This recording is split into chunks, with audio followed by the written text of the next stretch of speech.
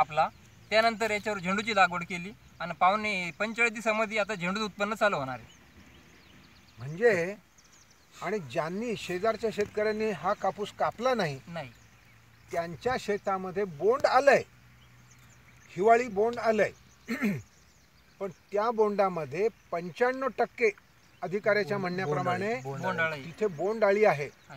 म्हणजे ते एक प्रकारचं अवकाळी आजारच आहे, अवकाळी काय म्हणायचं ते एक संकट आहे शेतकऱ्यावर आलेलं. तर ते अवकाळी संकट आलं आहे, त्याच्या हातात नाधड कापूस आणि झेंडू नाही. या शेतकऱ्यांनी जो विचार केला, मोहितेंनी जो विचार केला तो अप्रतिम विचार आहे.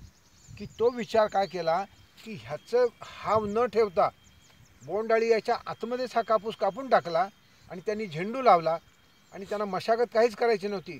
SRTमुळे हे त्यांना शक्य झालं की ज्याच्यामुळे त्यांनी जगल केलं, कॅल्क्युलेट केलं, कॅल्क्युलेटेड रिस्क घेतली आणि झेंडूचं पीक लावलं.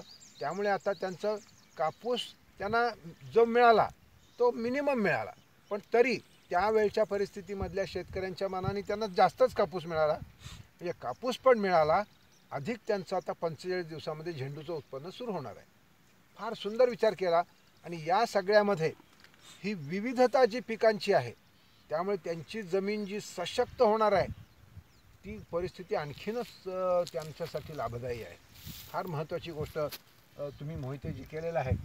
पिता पुत्रांनी फार चांगला विचार केलेला आहे की तुम्ही ही ह्याच्यामध्ये जैवविविधता वाढतीये, तुमची जमीन आणखीन सशक्त होणार आहे.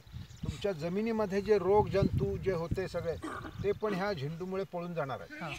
तर तुम्हाला फार चांगला लाभ आहे या सगळ्यामुळे. फार चांगली गोष्ट तुम्ही करताय. एक प्रश्न विचारू का की आता ते